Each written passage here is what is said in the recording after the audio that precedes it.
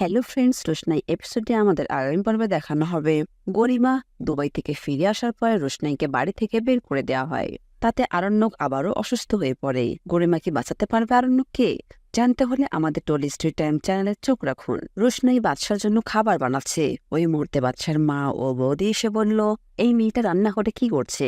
তুমি কেন ওর জন্য খাবার বানাবে? এরকম নির্লজ্জ মেয়ে আমি আগে কখনো দেখিনি। তখন রোশনাই বলে উঠল, আমি তো বলেছি আমি স্যারদের সেবা করার জন্য এখানে এসেছি। আর বড়মা স্যুপটা করছিল, আমি ওনার থেকে নিজে নিয়েই স্যুপটা বানিয়েছি। যতদিন না স্যারজি সুস্থ হচ্ছে আমি এভাবেই কাজ করে যাব, এভাবেই ওনার সেবা যত্ন করে যাব। এতে আপনারা কিছু করতে পারলে করেন। এই বলে রোশনাই স্যুপটা বানিয়ে আরণ্যকে রুমে চলে গেল আরণ্যকে খাওয়াতে। এদিকে সুরঙ্গমা দেবী ও রাজেশ রোশনাইকে মারার চক্রান্ত করছে ফুলফিলভাবে। তারা কখন কিভাবে রোশনাইকে মারবে সেই প্ল্যানই করছে। সুরঙ্গমা দেবী বলল, আরণ্যকের বাড়িতে তো রোশনাই গিয়ে বসে আছে, ওকে ওখান থেকে কিভাবে বের করব? রাজেশ বলল, আর তো দু একদিন বাদে তো ও চলে যাবে, তারপরে আমাদের কাজ শুরু হবে। ও নিয়ে আপনাকে ভাবতে হবে না। আপনার মেয়ের কি খবর সেটা আগে বলেন। আপনার মেয়ে আসছে তো? সুরঙ্গমা বলল, হ্যাঁ, আমার মেয়ে আজকেই চলে আসবে। বাদশার রুমে রোশনাই খাবার নিয়ে গেলে বাদশা বলে, রোশনাই আমি আজকে একা একা খেতে পারবো। রোশনাই বলল, আমি জানি আপনি একাই খেতে পারবেন, কিন্তু আমি খাওয়ালে কি কোনো অসুবিধা হবে? আপনি শুয়ে থাকেন, আমি খাইয়ে দিচ্ছি। খাওয়াতে খাওয়াতে রোশনাই বলল, আমার শুট আছে, দুদিন পরে আমাকে যেতে হবে। মাঝখানে শুট করার জন্য এসে তো আপনার সাথে দেখা হয়ে গেল আর আপনি অসুস্থ, তাই আর তখন শুট করা হয়নি। আপনি তো দুদিনের মধ্যে অনেকটা ভালো হয়ে যাবেন, তারপরে আমাকে মুম্বাই যেতে হবে।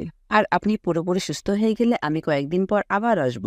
আসলে আপনি যখন অসুস্থ ছিলেন তখন আমি একটা মন্দিরে গিয়েছিলাম আপনার নামে পুজো দেওয়ার জন্য। সেখানকার পুরোহিত মশাই বললেন যে আপনি সুস্থ হয়ে গেলে আপনাকে নিয়ে একবার গিয়ে ওখানে পুজো দিতে হবে। তাই আমি বলছিলাম যে আপনি সুস্থ হয়ে গেলে আপনি সহ একবার পুজো দিয়ে আসবো।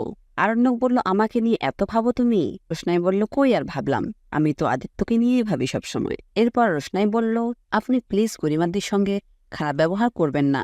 এই বাড়িতে থাকার, আপনার সঙ্গে থাকার কিন্তু পুরোপুরি অধিকার আছে গরিমা দিদির। আরণ্যক বলল, অশান্তি করতে যাব কেন? আরণ্যক বলল, দেখো না, এত অল্প বয়সে আমার একটা হার্ট অ্যাটাক হয়ে গেল, তুমি না থাকলে সত্যিই বাঁচতাম না। এর পরপরই আরণ্যকের বাবা, মা, গরিমা, জাহ্নবী দিদি সবাই রুমে আসলো। এসে আরণ্যের বাবা বলল, অনেক হয়েছে, আর নয়। তুমি আমার বাড়িতে থেকে আমার ছেলের সঙ্গে রুমের মধ্যে খুষ্টি করবে, সেটা আমি আর সহ্য করব না। আমি এটা মেনে নিতে পারি না।